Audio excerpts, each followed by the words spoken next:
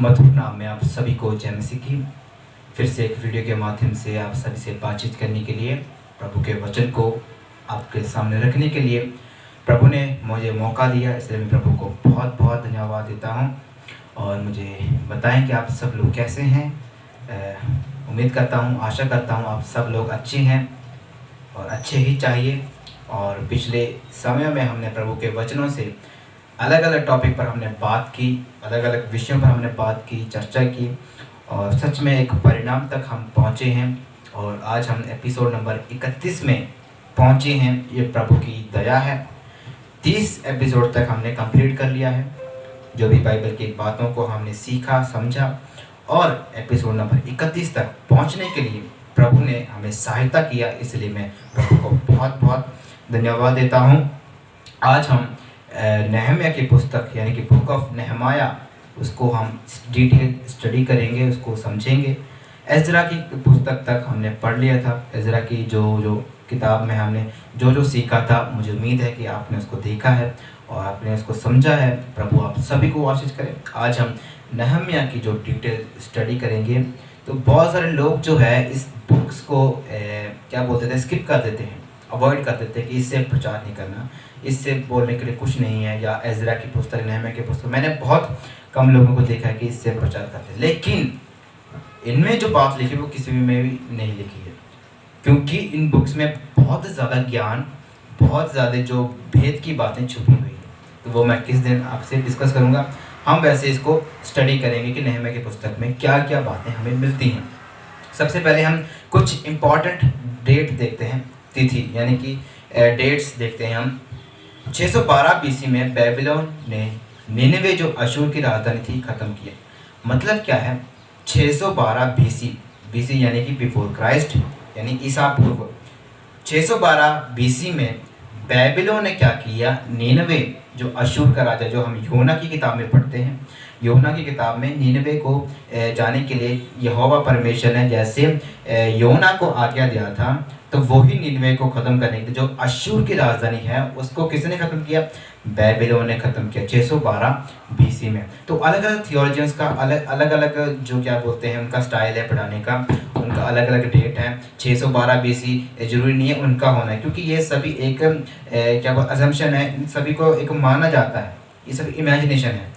तो रियल में ऐसे हम नहीं बोल सकते कि 612 बीसी में ही हुआ, क्योंकि अगर मैं आपको 612 बीसी दिखाता हूँ तो कोई और थियोलॉजियन, कोई और स्टडी कराने वाला आपको 610 बीसी बोल देगा। तो इसमें बिल्कुल भी कंफ्यूज होने की ज़रूरत नहीं, क्योंकि ये एक हम मानने वाले डेट है। तो 586 बीसी में नेबुकदनेस्सर ने, कौन है नेबुकदनेस्सर, महाराजा बेबीलोन का राजा है। नेबुकदनेस्सर ने यहूदा पर हमला किया और मंदिर को तोड़ दिया और लोगों को बंदी बनाकर ले गए, जो हम दूसरे इतिहास में पढ़ते हैं। वो वाली जो बात यहाँ पर लिखी हुई है 586 बीसी में, यानी 586 बीसी में नेबुकदनेस्सर जो बेबीलोन का राजा है, उसने क्या किया, यहूदा पर हमला कर मंदिर को तोड़ दिया, यानी कि सुलेमान ने बनाया हुआ यहोवा परमेश्वर के मंदिर को तोड़ दिया और उधर के लोगों को, यहूदा के लोगों को बंदी बनाकर ले गया। कब, 586 बीसी में। फिर से बता रहा हूँ कि ये सभी एक अजम्पशंस है, ये सभी एक जो क्या बोलते हैं हमारी थिंकिंग है, हमारी नॉलेज के हिसाब से हमने इन डेट को रखा है। असल में ऐसे डेट होना कोई ज़रूरी नहीं है। तो मैं यहाँ पर डेट पढ़ा रहा हूँ और आप दूसरे प्रचार का लोग आपको दूसरी डेट बताएंगे, तो इनमें बिल्कुल भी कंफ्यूज मत होइएगा। 539 बीसी में, यानी कि 539 बीसी में बेबीलोन मादी पारसी के राजा कुसरू के अधीन हो गया। मतलब क्या है, यहाँ पर कुसरू राजा यानी कि जो पर्शिया का राजा कुसरू, पारसी का राजा मादी पारसी के राजा कुसरू, यानी कि हम इसको कोरेवेश और दारावेश बोलते हैं, कुसरू और दारा बोल देते हैं, साइरस एंड डेरियस बोल देते हैं। इनके अधीन में बेबीलोन आ गया। जब बेबीलोन में बेलशस्सर महाराजा, दानियल की किताब में हम पढ़ते हैं, तो वहाँ पर बेलशस्सर महाराजा राज कर रहा है। वहाँ पर जो मादी पारसी के राजा आकर, यानी कि कोरेश और दारावेश आकर, यानी कि कुसरू और दारा, ये दोनों राजा मिलकर क्या कर रहे हैं, मादी पारसी के राजा हैं, इन्होंने क्या किया, बेबीलोन पर चढ़ाई किया। बेबीलोन, उस समय बेबीलोन बहुत ही ज़्यादा ताकत में था, बहुत ही ज़्यादा स्ट्रांग में था, जैसे आज अमेरिका स्ट्रांग में है। इसी रीति से जो बेबीलोन उस ज़माने में बहुत स्ट्रांग था, बहुत ही ज़्यादा पावरफुल था, यानी कि जो पत्थर से भी ज़्यादा मजबूत था। कौन? बेबीलोन। तो बेबीलोन को हराने के लिए जो मादी पारसी आई, मादी पारसी के जो राजा हैं खुसरू और दारा, इन दोनों ने क्या किया? बेबीलोन पर चढ़ाई किया, बेबीलोन को अधीन कर लिया, बेबीलोन का पतन वहाँ पर हो गया। और उसी के ज़माने में जेरुब्बाबेल और यहोशू के नेतृत्व में बहुत बड़ी संख्या में यहूदी लोग वापस यरूशलेम लौटे। यानी कि खुसरू के नेतृत्व में, खुसरू राजा के आदेश के मुताबिक क्या हुआ? खुसरू के मन में, यानी कि वो जातीय राजा है, यानी कि वो जेंटाइल्स में पड़ता है, यानी कि जो यहूदी से जो अलग लोग होते हैं वो अन्य जाति के लोग होते हैं। प्रभु ने जो यहूदी लोगों को जाति बनाया, लेकिन जो बाहर के लोग हैं, यहूदी लोगों के बाहर के लोग हैं, वो सभी क्या है? अन्य जाति के लोग हैं। तो खुसरू राजा भी अन्य जाति का एक सदस्य है। जैसे कि मैंने आपको बताया 539 बीसी में, यानी कि 539 बीसी में बेबीलोन जो हो गया मादी पारसी के अधीन हो गया। यानी कि बेलशस्सर जो महाराजा था उस समय राज्य कर रहा था। नेबूकदनेस्सर महाराजा के ज़माने के बाद जब बेलशस्सर महाराजा, बेबीलोन के राजाओं के बारे में भी आपको मैं बाद में किसी टाइम बताऊंगा, लेकिन बेबीलोन के राजा जो बेलशस्सर महाराजा को हराकर मादी पारसी के राजा खुसरू और दारा राजा ने क्या किया? उस पर हथियार लिया, उस राज्य को, बेबीलोन को अपने अधीन कर लिया। उस जमाने में यहोवा परमेश्वर ने क्या किया? खुसरू राजा के मन में एक बात डाली कि तुम क्या करो, यहूदी लोगों को वापस भेजो, ताकि मंदिर का निर्माण, पुनर्निर्माण करने के लिए जो यहूदी लोगों को वापस भेजो। तो उसके जो लीडरशिप में, यानी कि खुसरू राजा के आदेश के मुताबिक जेरुब्बाबेल और यहोशू और बहुत बड़ी संख्या में जो यहूदी लोग वापस यरूशलेम लौटे थे, जो हम एजरा की किताब में हमने पढ़ा था। और 516 बीसी में मंदिर को पुनर्निर्माण किया गया। मतलब जो जेरुब्बाबेल के नेतृत्व में क्या किया? मंदिर का पुनर्निर्माण किया गया। उस समय जकरिया नबी और कौन था? हग्गाई प्रोफेट भी उनके साथ था। तो 516 बीसी में ये काम को पूरा किया। ये मंदिर कौन सा है? सुलेमान के मंदिर को। क्योंकि जब बेबीलोन ने यहूदी लोगों पर चढ़ाई की, इजराइल पर चढ़ाई किया, तो वहाँ के मंदिर को भी नष्ट कर दिया, मंदिर में जो पड़े सामान को भी वो उठा के ले गया। और इसका ऑथर है, लेखक है, कुछ लोग बोलते हैं कि नहम्याह ने इस किताब को लिखा है, क्योंकि नहम्याह की किताब 1 अध्याय उसके 1 में हकीलिया के पुत्र नहम्याह के वचन ऐसे करके लिखा हुआ है। पर कुछ लोग ऐसे मानते हैं कि एजरा ने ही इस किताब को नहम्याह की ओर से लिखा है। तो कुछ लोग जो लोग बोलते हैं कि नहम्याह ने इस किताब को लिखा है, क्योंकि एक में ही ऐसा बात लिखा हुआ है। पर कुछ स्कॉलर्स मानते हैं कि एजरा ने इस किताब को लिखा है नहम्याह की ओर से। नहम्याह की ओर से मतलब नहम्याह के ये वचन ऐसे करके जो एजरा ने लिखा है। तो कई बोलते हैं कि एजरा ने इस किताब को लिखा है। तो नहम्याह के विषय एजरा के लास्ट अध्याय में लिखा है। नहम्याह पर्शिया राजा का प्याऊ था। नहम्याह पर्शिया राजा का, यानी कि पारसी राजा का प्याऊ था। प्याऊ मतलब जो उसको दाखरस पिलाने वाला एक व्यक्ति था। कौन? नहम्याह। ये नहम्याह की हिस्ट्री है। लास्ट अध्याय में हम एजरा के बारे में भी पढ़ते थे, तो अध्याय के बारे में भी आपको मैं बताऊंगा। ओके, 445 बीसी टू 425 बीसी के दौरान नहम्याह की पुस्तक को लिखा गया। नहम्याह नाम का अर्थ यहोवा शांति, यानी कि Yahweh comforts. 445 BC to 425 BC के दौरान नहम्याह की पुस्तक को लिखा गया था। इसका टाइमलाइन है, नहम्याह की पुस्तक को जो लिखने का समय है वो इतना है। तो नहम्याह नाम का जो अर्थ है, जो उसका मीनिंग है, यहोवा शांति, यानी कि याहवे शांति, या तो Yahweh comforts. Okay, theme and purpose देखेंगे। नहम्याह बंधुआई से लौटे यहूदियों के इतिहास को लिखता है, यानी कि यहूदी लोग जो बेबीलोन के जो क्या बोलते हैं उस जमाने में जो बंधुआई में थे, उन लोगों को जो वापस लौट रहे थे, उनके इतिहास को लिख रहा है। कौन? नहम्याह। नहम्याह ने प्याऊ का काम छोड़ दिया क्योंकि वो यरूशलेम का गवर्नर बनने जा रहा था। तो ये बात भी बाइबल में ही नहम्याह की किताब में लिखा हुआ है, क्योंकि वो यरूशलेम का गवर्नर बनने जा रहा था। कौन? नहम्याह। इसलिए उसने प्याऊ का काम, जो पर्शिया का राजा का प्याऊ था, वो काम उसने, दाख मधु पिलाने वाला इंसान था नहम्याह, उस काम को छोड़कर वो एक यरूशलेम में गवर्नर बनने जा रहा था। उसने लोगों को शहर पनाह बनाने के लिए प्रेरणा दिया, यानी कि नहम्याह भी उस जमाने में प्रेरणा देने के लिए बहुत ही आगे था। प्रेरणा देने के लिए मतलब क्या है? जो काम आपका बन रहा है उसको और प्रेरणा देकर, और मोटिवेट कर कर, उनको और प्रोत्साहित कर कर आगे काम को बढ़ाने के लिए प्रभु ने नहम्याह को भी इस्तेमाल किया। शहर अपना मतलब दीवार को बनाने के लिए, जो शहर उस समय जो टेंपल की दीवार को बनाने के लिए नहम्याह को प्रभु ने इस्तेमाल किया। सिटी वॉल्स को बनाने के लिए प्रभु ने उसको इस्तेमाल किया। एजरा और नहम्याह एक ही समय में आए थे। तो कई लोग बोलते हैं कि एजरा और नहम्याह का जो समय है, उसका काल है, वो अलग अलग है, लेकिन बाइबल में 8 अध्याय जो नहम्याह की किताब 8 अध्याय उसके 2 और 9 आयत में स्पष्ट में लिखा कि नहम्याह और एजरा दोनों एक ही समय में थे, एक ही समय में ये सेवकाई करते थे। उसी समय में जकरिया नबी और हगाई नबी भी उस जमाने में प्रेरणा देने के लिए आगे आए थे, प्रभु के वचन को लोगों तक बांटने के लिए आगे आए थे। वो दोनों परमेश्वर के दास थे, पर अलग अलग रीति से यहोवा की सेवा की। यानी कि एजरा और नहम्याह दोनों ही परमेश्वर को मानते थे, यहोवा को मानते थे, यहोवा ही परमेश्वर ये करके मानते थे, लेकिन अलग अलग रीति से परमेश्वर की ये सेवा करते। जैसे कि एजरा को मंदिर बनाने के लिए सेवकाई दिया था, और नहम्याह को जो दीवार बनाने के लिए परमेश्वर ने सेवकाई दिया था। नहम्याह एक आम आदमी था और एक राजनीतिक क्षमता में सेवा करता था। एक आम आदमी था, लेकिन प्रभु के गुण उसमें जरूर थे। आम आदमी तो था, आम जो लोग देखने में आम आदमी तो जरूर था, लेकिन प्रभु के गुण उसमें भरे हुए थे, और एक राजनीतिक क्षमता में सेवा करता था।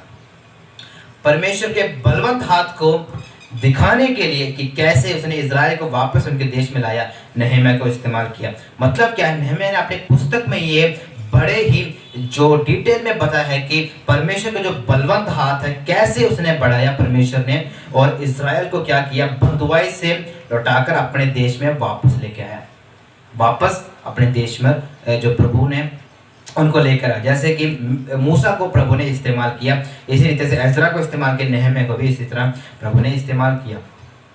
नहम्याह की अगुवाई में मंदिर का निर्माण सिर्फ 52 दिनों में पूरा हो गया, 52 दिनों में पूरा हो गया, जबकि उसके निर्माण को 94 साल तक भी पूरा लग सकता था। मतलब क्या है, नहम्याह की अगुवाई में देखो, प्रभु के दासों की अगुवाई में कितने जल्दी काम बन रहा है। मंदिर का निर्माण, जो यरूशलेम मंदिर का जो निर्माण है, इसको 13 साल, आई थिंक 13 साल लगे थे। मंदिर और सुलेमान का घर बनाने के सिर्फ 13 साल लगे थे, दोनों बनाने के लिए। आई थिंक शायद बाइबल में ऐसे लिखा है, मुझे याद नहीं आ रहा। लेकिन मंदिर का निर्माण यहाँ पर 52 दिनों में पूरा हो रहा है। 52 दिनों में, किसकी अगुवाई में, नहम्याह की अगुवाई में। जरुब्बाबेल भी उस समय भी था। तो मंदिर का निर्माण 52 दिनों में पूरा हो, जबकि मंदिर को बनाने के लिए 94 साल यानी कि 94 साल तक भी लग सकता था।